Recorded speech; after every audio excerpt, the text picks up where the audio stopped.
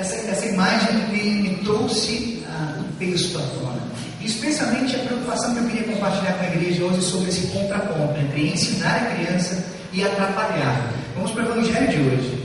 As pessoas estão trazendo as crianças para Jesus e os discípulos estão impedindo. Havia um extremo preconceito com as crianças no passado. E a gente falou sobre isso toda oportunidade, né? De repente Jesus disse: escuta, por favor, não proíbam que elas venham a mim. Não proíbam, não impeçam, né? Não atrapalhem a vida, porque eu quero abraçar e eu quero abençoar, porque o reino dos céus também é delas. A pergunta que vai nos acompanhar ao longo do culto é: em que sentido nós temos realmente educado as nossas crianças? E se a educação não é completa, não é plena, não é bíblica, não é cristã, ela é uma educação que atrapalha o caminho, os caminhos que as crianças vão seguir.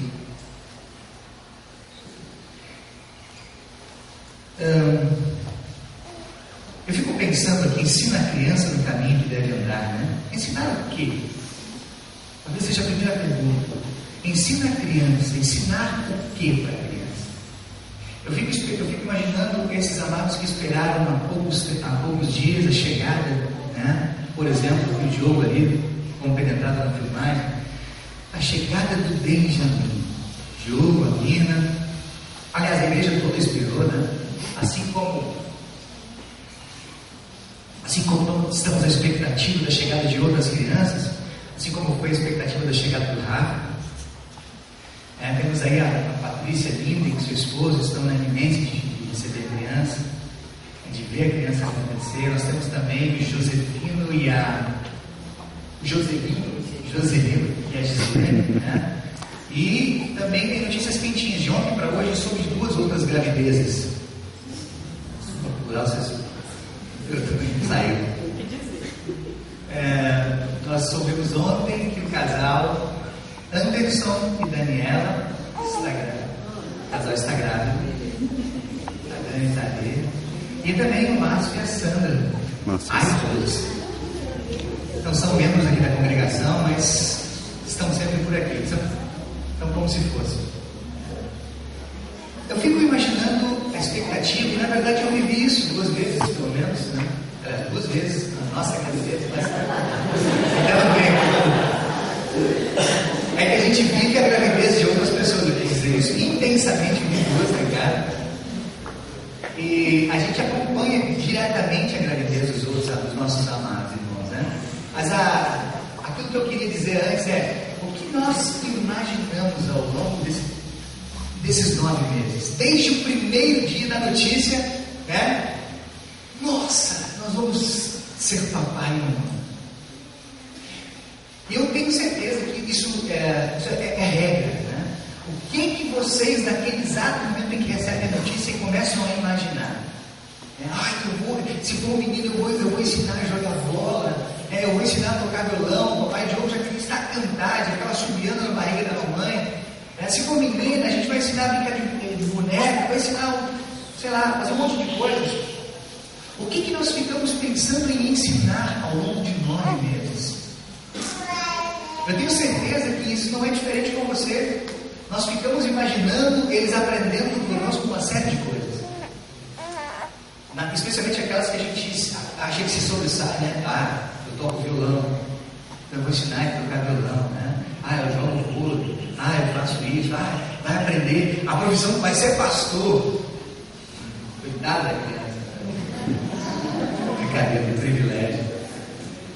Vai ser o que o pai é. Se for mãe, vai ser o que a mãe é, né? Ensinar a criança. O que nós pensamos em ensinar para as crianças desde que recebemos a notícia de que nós vamos ser pai e mãe? O texto aqui é bem claro, como diz: ensina a criança no caminho. O texto é muito claro. Ensina a criança na palavra. O caminho tem tudo a ver com a palavra. A palavra de Deus é o caminho. Jesus disse: eu sou o caminho. E Jesus é a palavra. Portanto, ensina a criança na palavra, objetivamente, ou principalmente, o ensino mais importante que eu devo ter para compartilhar compartilhar com as minhas crianças é o ensino da palavra de Deus. Claro que eu posso pensar em ensinar a tocar violão, ensinar a ser bailarina, se for menina, né? Mas o ensino principal que não deve me sair da cabeça é que vai ser um cristão dedicado e consagrado. Aliás, uma outra coisa que eu já escrevi num texto de informativo, as crianças começam a nascer, a gente descobriu que é menininho ou menininha. Agora a gente começa já a idealizar como é que vai ser o futuro, como é que vai ser na fase mais adolescente, na fase mais adulta, que profissão vai ter. Ficamos prospectando uma série de coisas. Repito, talvez a gente prospecte a criança no que a gente é. Ou pensa numa outra ocupação, uma outra função, uma outra profissão que está bombando no momento. Pô, se fosse agora, às vezes, né, se fosse jovem ou adulto, agora seria isso. Seria capitão da província. Seria arquiteto, seria pastor, está bombando.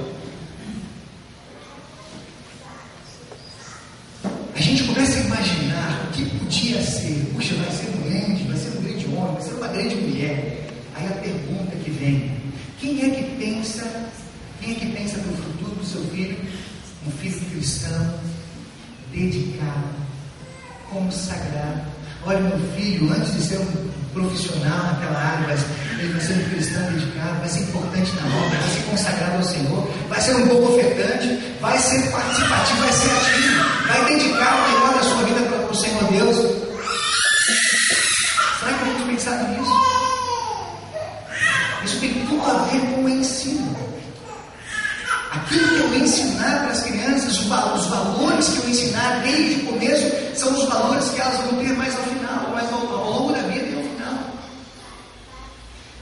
A psicologia estuda as crianças, diz que elas formam o seu caráter, a sua personalidade. Para mim, surpresa, estudei isso, dei uma lida nisso, né? Até os 7 anos. Entre 6 e 7. Portanto, é a fase de intensificar o ensino, dar o máximo do ensino, ensinar a palavra. Parece que elas não entendem, parece que elas não sabem, mas elas estão guardando tudo no seu coraçãozinho.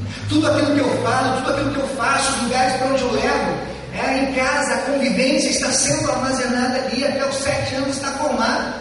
Claro que depois vai ser lapidado, pode ser melhorado, pode ser piorado, mas até os 7 está formada a personalidade da criança. E eu quero dizer para vocês que eu tenho aprendido muito com os judeus. Eu queria que a minha esposa passasse o slide. Tem um texto de Deuteronômio que para mim é um dos mais fantásticos no que diz respeito ao ensino, ensinar. Eu queria que você, igreja, lesse comigo esse texto. À medida que vai aparecendo, vamos lendo, né? Escute, povo de Israel, o Senhor, somente o Senhor é o nosso Deus. Portanto, ame o Senhor, nosso Deus, com todo o coração, com toda a alma e com todas as forças. Guardem sempre no coração as leis que eu vos ordeno hoje, e não deixem de ensiná-las aos seus filhos. Repitam essas leis em casa e fora de casa, quando se deitarem e quando se levantarem. Amarem essas leis debaixo da cabeça, para não as esquecerem, e as escrevam nos batentes das portas das suas casas e dos seus portões. Guardem sempre a palavra de Deus no coração, versículo 6 e o 7, e não deixe de ensiná-las para os seus filhos. O texto na linguagem RA, revista atualizada, diz lá: inculca a palavra, né? A palavra de Deus nos seus filhos. Inculca significa mais ou menos o seguinte: abre a cabeça deles, faz um rasgo na cabeça e enfia ali para dentro a palavra de Deus. Isso está muito claro na repetição de alguns verbos aqui, né? Na insistência. Olha, não deixe de ensinar. Repitam as leis, em casa, fora de casa, quando deitarem, quando se levantarem. 8. Amarrem as leis no braço, na testa, para que não se esqueçam. 9. Escrevam nos batentes das portas das suas casas e nos portões. Inculquem, não deixem de falar. Amado, ensinar aqui, no sentido bíblico da palavra, no sentido mais completo da palavra de Provérbios, é não desistir de falar o tempo todo todo a respeito da palavra de Deus, não deixar uma lacuna sequer, não perder uma oportunidade sequer. Faça isso de manhã, de tarde, de noite. Faça isso no outro dia, faça no outro de novo. O quanto nós temos insistido. Eu vou falar um pouco mais adiante a respeito disso, tá? Mas a educação fora do caminho, aqui ensina o caminho, certo? A educação fora do caminho, eles têm já naturalmente, as crianças nascem fora do caminho, propensas a andar fora do caminho. Andar no caminho depende exclusivamente dos pais. Eu é que coloco no caminho. A responsabilidade que Deus me deu para mim. O texto bíblico é claro lá que nós lemos hoje no Salmo 127, versículo 4. Você recebeu um presente do Senhor. Crianças são herança do Senhor. Deus me deu os filhos.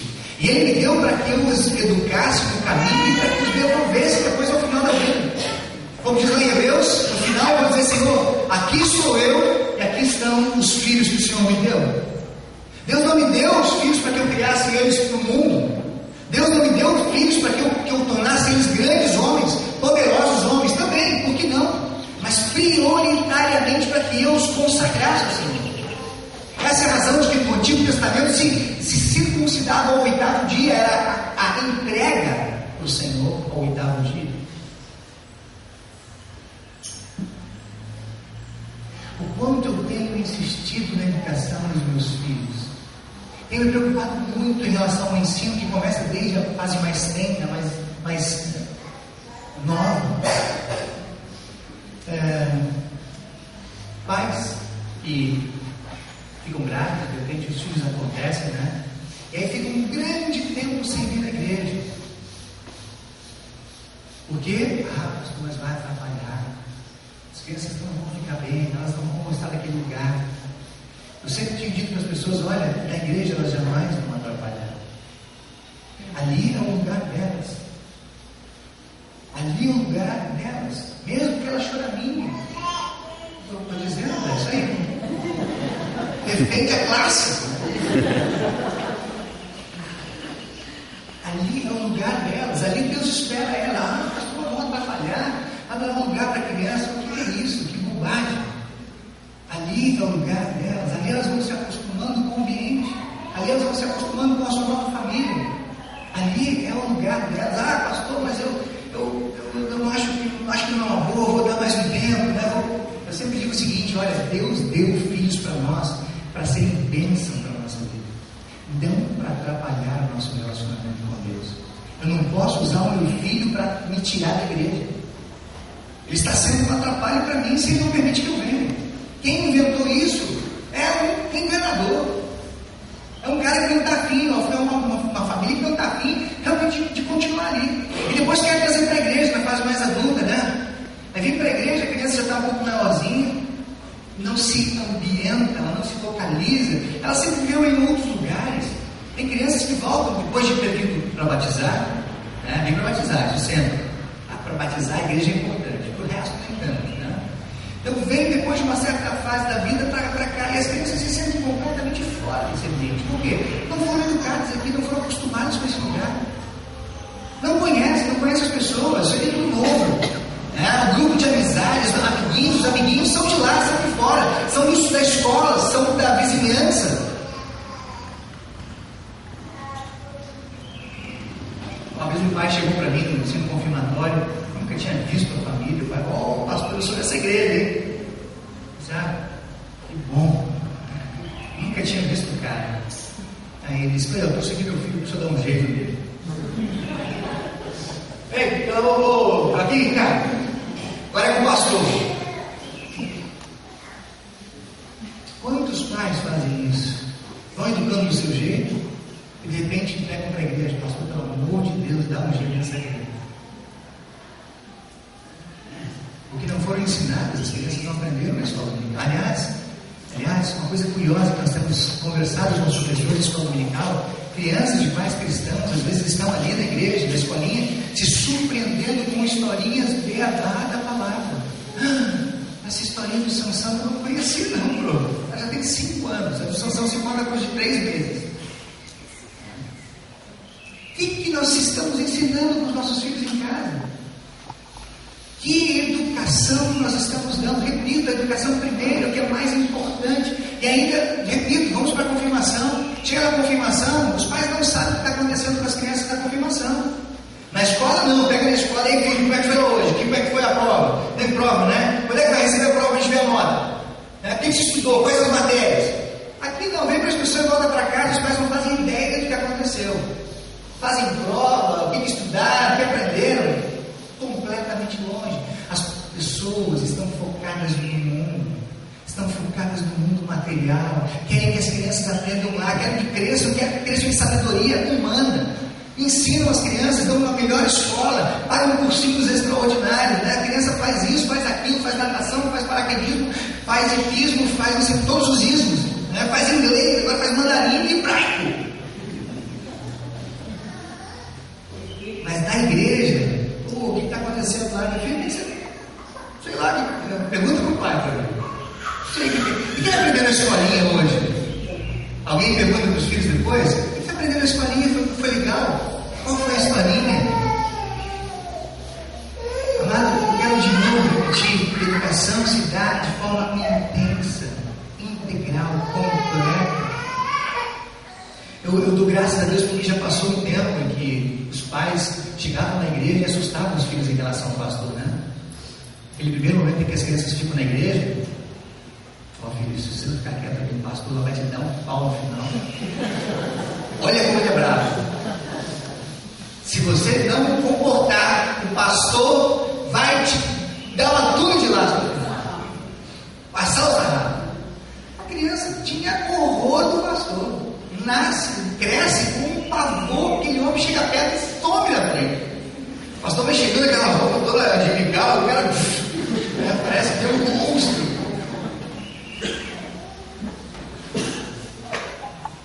Não sei se vocês já passaram por isso. Eu já sofri isso também. Meu pai era pastor, eu tinha que entrar no primeiro ano. E aí, se dissesse qualquer coisa, um pio.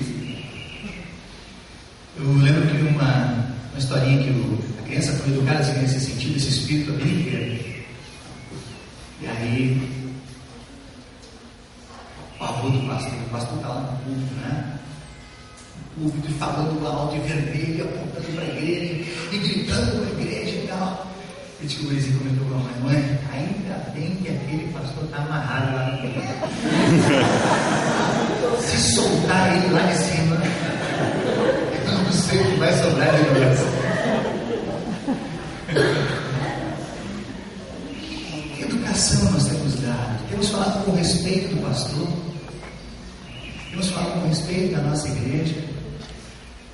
Temos trazido, importante, fundamental, trazido para a igreja. Independente, meu pai sempre dizia: olha, independente da situação que você esteja vivendo, a melhor opção sempre é trazer. Nunca a melhor opção é não vir. Traga para a igreja, traga para o Senhor, oferte para o Senhor. Às vezes eu quero falar de uma questão cultural aqui, isso é uma cultura meio geral. De vez em quando, olha que faz parte do ensino, né? De vez em quando eu sou convidado para festas de aniversário. O pastor, nosso filho vai fazer 1 ano de aniversário. Nem um problema com as festas, né? Adoro. Pode me convidar sempre. Vai fazer 1 ano e a gente vai fazer um almoço especial no domingo. E aí, venho para o culto. Vou para o almoço, ninguém apareceu no culto. E aí, volto para casa, vem o culto da noite, ninguém da família apareceu. Aí na semana eu digo: poxa, olha, senti muita falta de vocês no culto. Pastor, mas olha, a gente estava com uma função, com aquele aniversário, com aquela comemoração do aniversário do meu filho, e a gente não tem tempo para Deus. É mais ou menos isso que se dizia. O dia mais importante do nosso aniversário, o aniversário dos nossos filhos, o dia que nós devemos, como nenhum outro, estar lá na igreja, na semana: olha, eu estou aqui, Senhor, para dizer obrigado. Obrigado por mais um ano de bênção. Eu prefiro fazer festa, compra um cachorro quente e põe embora depois do culto. Mas não deixe de estar na casa do Senhor para comemorar o aniversário do seu filho. Na fase mais adulta, não deixe de fazer isso também. O seu filho é jovem, você nas suas comemorações, isso é ensino. Está ensinando para o seu filho que você pode trocar o culto por uma comemoração de aniversário. Repito, quando nós mais devíamos estar lá para dizer obrigado, Senhor, por esse ano maravilhoso de história que eu vivi, pelas bênçãos. Eu estou lá festejando, enchendo a cara, comendo, bebendo. O mês de outubro, vou terminar por aqui. Temos muitas coisas para fazer. Se tivesse ar-condicionado, eu ia mais uma hora. Se está quente aí, imagine que é. Mas tem algumas coisas que eu preciso dizer para terminar. Outubro é o mês da reforma. Ninguém se preocupou tanto com a educação de crianças como um cara chamado Martinho Lutero. Eu não sei se vocês todos conheceram 2 livros que ele fez em poucos meses, chamados de catecismo. O catecismo menor e o catecismo maior. Já ouviram falar? Ambos os livros, os catecismos, foram criados para que as crianças fossem educadas pelos seus pais em casa. O catecismo foi uma compilação de Lutero sobre os mais diversos assuntos, para que os pais, dia após dia, educassem os seus filhos na palavra de Deus, ensinassem elas desde o primeiro dia de sua vida. Aliás, indo para a fase mais adulta, eu vou compactar um monte de coisas que eu tinha para dizer. Indo para a fase mais adulta da vida, sabiam que sobre a juventude, por exemplo, 1/3 dos livros de Lutero falam sobre os jovens? Foi por causa dos jovens que ele resolveu trazer o harmônio, o órgão para dentro da igreja, que era um instrumento popular. Era instrumento popular. Ele bota dentro da igreja para tentar atrair os jovens. Aliás, ele está muito preocupado na sua época com o que os jovens estão cantando lá fora. De repente ele traz cantigas populares e coloca letra cristã. Em que sentido você tem se preocupado? Eu me inquieto às vezes no coração. Eu já vi muitas pessoas dizendo: pô, pastor, aqui, instrumento horroroso, aquele lá da bateria dentro da igreja, né? Outro dia o cara me disse: olha, pastor, essa letra da música que eles cantaram aí, né? Uma letra que a teologia não é muito saudável. Aí eu perguntei para esse pai: escuta, você sabe o que o seu filho está cantando? Lá ele está com a cobertura do pastor e está entendendo essa música.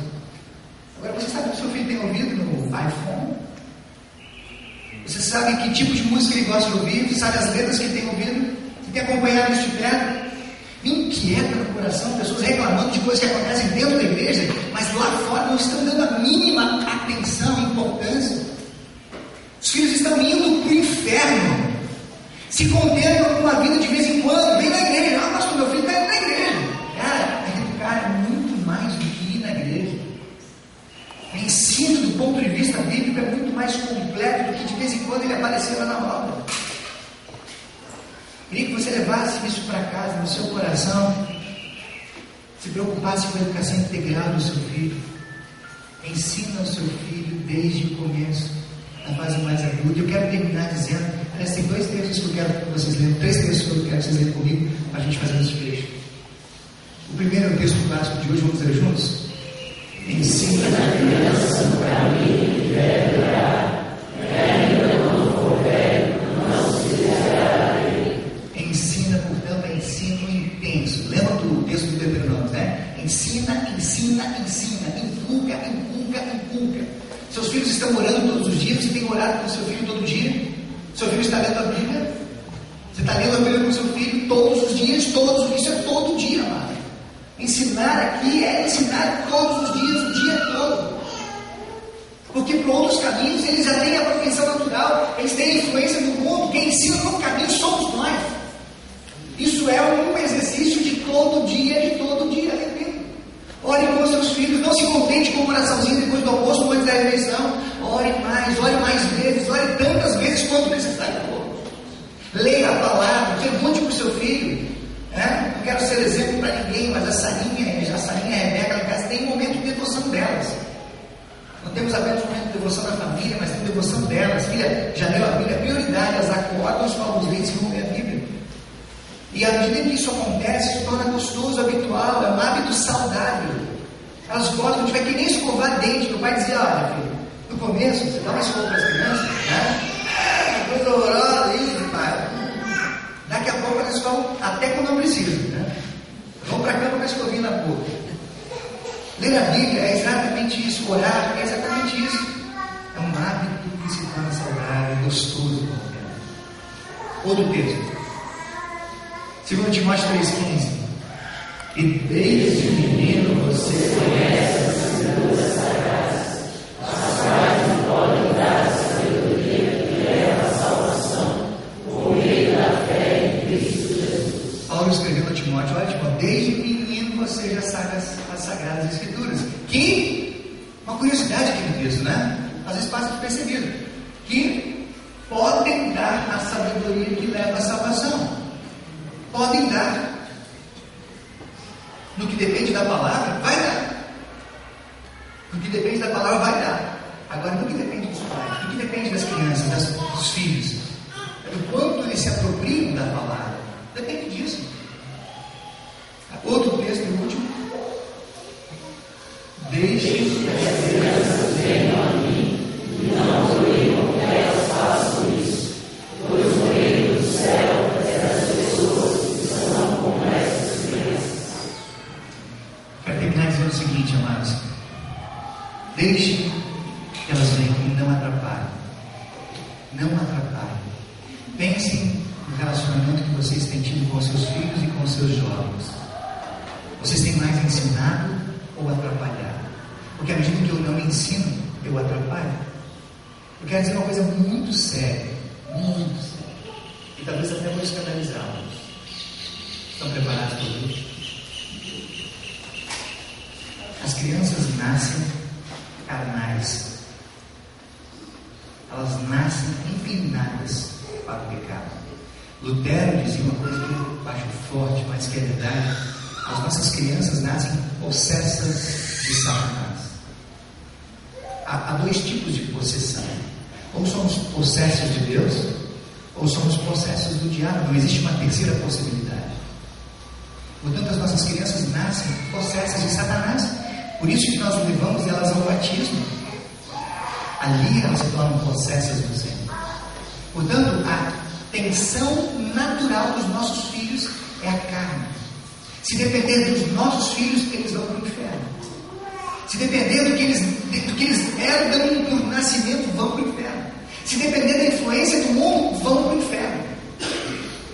O que o Senhor está dizendo aqui no texto, nos textos todos, nesse último: não façam o que os outros fazem, não atrapalhem vocês também. Façam o contrário. Abram portas para que os seus filhos estejam com Jesus. Aclarem o caminho, estreitem o caminho, levem eles até Jesus. Aproximem os seus filhos de Jesus. Intensifiquem o relacionamento. Eu quero dizer para você hoje que tem filhos pequenos: melhore. Nunca você jamais fez o suficiente. Dá para melhorar. É pequenininho, é bebezinho, ora no ouvidinho. Ora no ouvidinho. Nós duvidamos que o Espírito Santo pode tocar isso no coração. Ore com as crianças, cante corinhos cristãos com eles. Na fase mais adulta, o seu filho meio que se perdeu, meio que abandonou a igreja, continue clamando, dobre os seus joelhos, que Deus pode restaurar essa sorte. Talvez vai demorar um pouco mais, talvez vai demorar mais do que você imagina, mas clame ao Senhor pelo socorro dos seus filhos. Daqui a pouco eles voltam, mas Deus vai usar você. Você continua sendo a pessoa para quem Deus entregou o seu filho. Você continua sendo o responsável.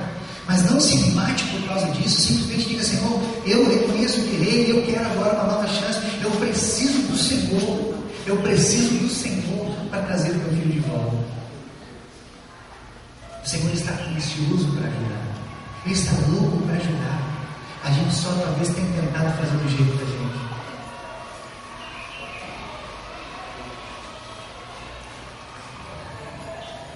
Queria cantar uma canção com vocês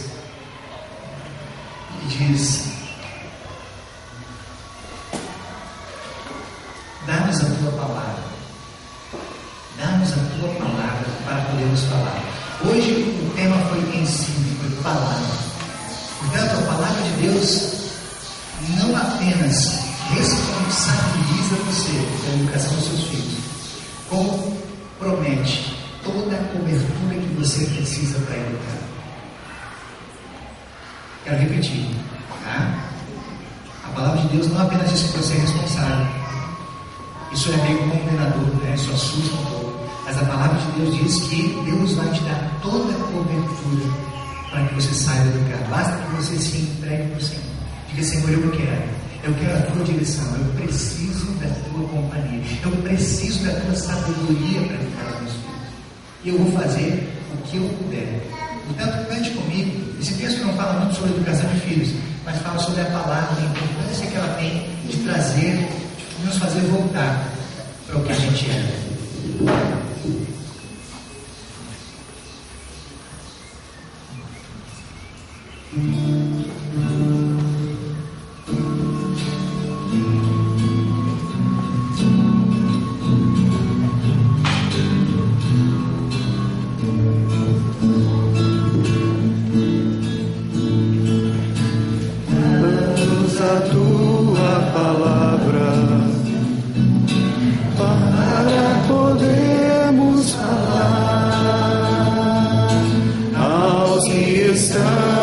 Afastados da verdade, fazer a ti voltar.